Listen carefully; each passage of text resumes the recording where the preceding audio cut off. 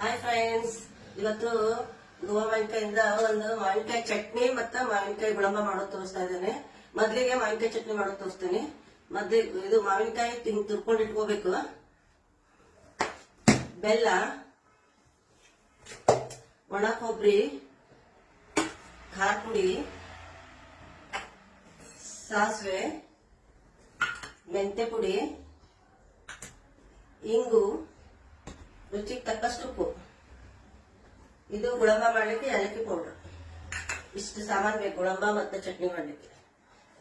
ಮೊದಲು ಚಟ್ನಿ ಮಾಡ್ತೇನೆ. ಈಗ ಮೊದಲಿಗೆ ಸಾಸಿವೆ ಹಾಕೋತೀನಿ, ಚಟಪಟ ಅಂತ. ಸ್ವಲ್ಪ ತೆಂಗಿನ ಪೌಡರ್ ಹಾಕ್ತೀನಿ. ಎಣ್ಣೆ ತಕೊಂಡ್ರೆ ಟೇಸ್ಟ್ ಭಾಳ ಬರ್ತದ. ಚೂರು ಎಣ್ಣೆ ಒಂದು 2 ಡ್ರಾಪ್ ಹಾಕೊಂಡಿದ್ದೀನಿ ಅಷ್ಟೇ. ನೆಕ್ಸ್ಟ್ ಒಣ ಕೊಬ್ಬರಿ,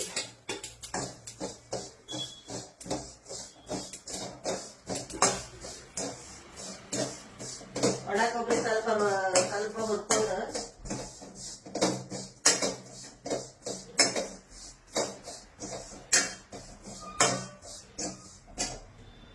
ಇದಕ್ಕೆ ಸ್ವಲ್ಪ ಹಿಂಗೆ ಹಾಕ್ತಾ ಇದ್ದೀನಿ.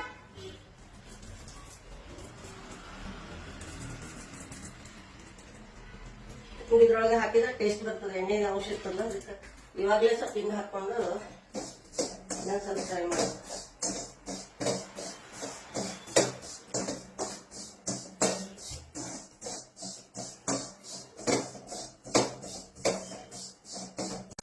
ಹುರ್ಕೊಂಡಿದ್ದೀನಿ, ಸಾಕಿಷ್ಟೀಗ. ಇದನ್ನ ಆರಿದ ತಕ್ಷಣ ಪೌಡರ್ ಮಾಡ್ತೀನಿ. ಇದು ಸ್ವಲ್ಪ ತಣ್ಣಾಗಿದೆ. ಇದನ್ನ ಹಾಕೊಂಡು ಮಿಕ್ಸಿ ಮಾಡ್ಕೊಂಡು ಬರ್ತೀನಿ. ಇದಕ್ಕೆ ಈಗ ಖಾರ ಪುಡಿನೂ ಹಾಕ್ತಾ ಇದ್ದೀನಿ. ಈಗ ನಿಮ್ಗೆ ಎಷ್ಟು ಬೇಕಷ್ಟು ಹಾಕೊಳ್ರಿ ಖಾರ ಪುಡಿ. ನಿಮ್ಮ ರುಚಿಗೆ ತಕ್ಕಷ್ಟು, ನಿಮ್ಗೆ ಎಷ್ಟು ಖಾರ ಬೇಕೋ ಅಷ್ಟು ಖಾರ ಹಾಕೊಳ್ಬೇಕು. ಉಪ್ಪು ಇಷ್ಟು ಈಗ ಗ್ರೈಂಡ್ ಮಾಡ್ಕೊಂಡು ಬರ್ತೀನಿ. ಕೊಬ್ಬರಿ, ಒಣ ಕೊಬ್ಬರಿ, ಮೆಂತೆ, ಹಿಂಗೆ ಸಾಸಿವೆ ಎಲ್ಲ ಹಾಕಿ ಹುರ್ಕೊಂಡಿದ್ವಲ್ಲ, ಅದಕ್ಕೆ ಖಾರ ಪುಡಿ, ರುಚಿಗೆ ತಕ್ಕಷ್ಟು ಉಪ್ಪು ಹಾಕಿ ಪೌಡರ್ ಮಾಡ್ಕೊಂಡಿದ್ದೀವಿ. ಅಂದ್ರೆ ಬೇಗ ಆಗ್ತದೆ. ಈಗ ಇದಕ್ಕೆ ನೆಕ್ಸ್ಟ್ ಬೆಲ್ಲ.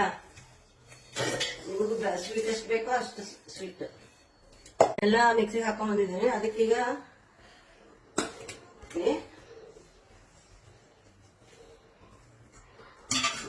ಈಗೆಲ್ಲ ಇದು ಮಿಕ್ಸಿಗೆ ಹಾಕೊಂಡ್ ಬಂದಿದ್ವಲ್ಲ ಪೌಡರ್ ಕೊಬ್ಬರಿದ, ಇದನ್ನು ಹಾಕ್ತಾ ಇದ್ದೀನಿ.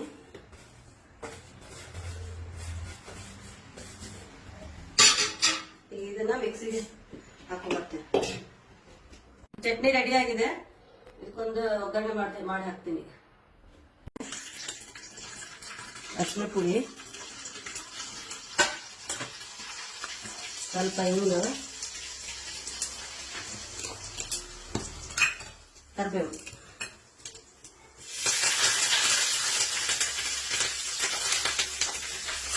ಒಗ್ಗರಣೆ ಹಾಕ್ತಾ ಇದ್ದೀನಿ.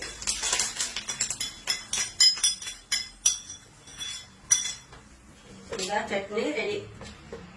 ಈ ಗುಳಂಬ ಮಾಡಿ ತೋರಿಸ್ತೀನಿ. ಅದು ಮೊದಲಿಗೆ 1 ಸ್ಪೂನ್ ತುಪ್ಪ ಹಾಕಿ,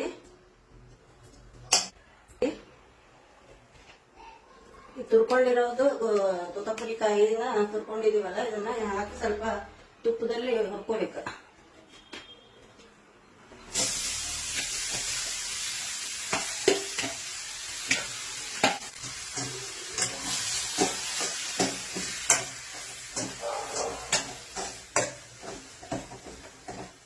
ಒಂದ್ 2 ನಿಮಿಷ ಚೆನ್ನಾಗಿ ತುಪ್ಪದೊಳಗೆ ಇದನ್ನ ಹುರ್ಕೊಂಡ್ರೆ ಅದ್ರ ಟೇಸ್ಟ್ ತುಂಬಾ ಚೆನ್ನಾಗಿ ಬರ್ತದೆ. ಅದಕ್ಕೆ ತುಪ್ಪದಾಗ ಒಂದು ಸ್ವಲ್ಪ ಹುರ್ಕೋಬೇಕು.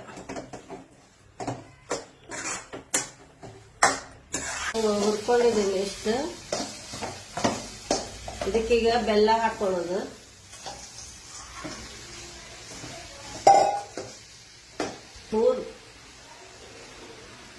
ಮೂರು ತೋತಾಪುರಿಗೆ 3 ಬಟ್ಲು ಬೆಲ್ಲ ಬೇಕು. ಅಂದ್ರೆ ಸ್ವೀಟ್ ಇದ್ದಷ್ಟು ಟೇಸ್ಟ್ ಬರ್ತದಲ್ಲ. ಹೀಗಾಗಿ ಇದನ್ನ 3 ಬಟ್ಲ ಇದಕ್ಕೆ ತೋತಾಪುರಿ, 3 ತೋತಾಪುರಿಗೆ 3 ಬಟ್ಲು ಬೆಲ್ಲ ಹಚ್ಚಿ ಹಾಕಿದ್ದೀನಿ. ಈಗ ಇದನ್ನ ಚೆನ್ನಾಗಿ ಕುದಿಯಕ್ಕೆ ಬಿಟ್ಬಿಡ್ಬೇಕು. ಈಗ ಇದಕ್ಕೆ ಏಲಕ್ಕಿ ಪುಡಿ ಹಾಕ್ತಾ ಇದ್ದೀನಿ. ಏಲಕ್ಕಿ ಪುಡಿ ಹಾಕಿ ಚೆನ್ನಾಗಿ ಕೈಯಾಡಿಸಿ ಇದಾಗಿದೆ ಮುಕ್ಕಾಲು. ಇನ್ನೊಂದು 5 ನಿಮಿಷ ಆದ್ರೆ ಆದಂಗೆ ಇದು ಸ್ವಲ್ಪ ಇನ್ನೂ ಹಾಕ್ಬೇಕಿದೆ. ರೆಡಿ ಆಗ್ಯದ ನೋಡ್ರಿ. ಈಗ ಇದು ಆರಿದ ಮೇಲೆ ಇನ್ನೂ ಸ್ವಲ್ಪ ಇದು ಆಗ್ತದ ಗಟ್ಟಿ. ಇಷ್ಟಕ್ಕೆ ಸಾಕು. ಈಗ ಆಫ್ ಮಾಡ್ಬಿಡ್ತೀನಿ. ಮಸಾಲೆ ದೋಸೆ ಮಾಡ್ತಾ ಇದ್ದೀನಿ.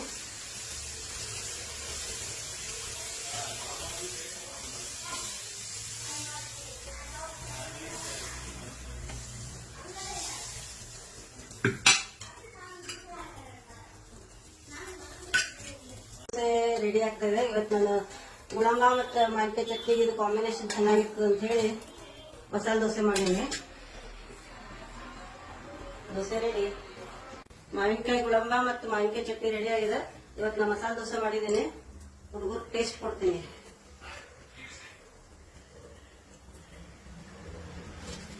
ಗುಳಂಬ ಹೇಗಾಗಿತ್ತು?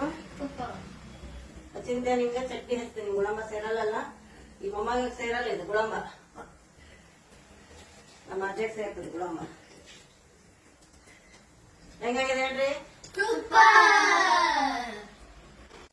ಇವತ್ತಿನ ನಮ್ಮನೆ ತಿಂಡಿ ವೆರೈಟಿ ಮಾವಿನಕಾಯಿ ಚಟ್ನಿ, ಮಾವಿನಕಾಯಿ ಗುಳಂಬ, ಆಲೂಗಡ್ಡೆ ಪಲ್ಯ. ದೋಸೆಗೆ, ಮಸಾಲೆ ದೋಸೆಗೆ ಎಲ್ಲ ವೆರೈಟಿ ಮಾಡಿದ್ದೀವಿ. ಸೂಪರ್ ಆಗಿದೆ ಆಲೂಗಡ್ಡೆ ಪಲ್ಯ.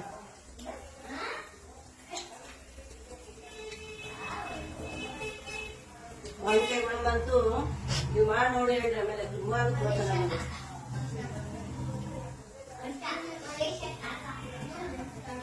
ಮಾವಿನಕಾಯಿ ಚಟ್ನಿ ಸೂಪರ್ ಆಗ್ಯದ. 3 ಚೆನ್ನಾಗ್ಯಾವ. ಇವತ್ತು ನಮ್ಮನೆ ಸ್ಪೆಷಲ್ ಇದೆ.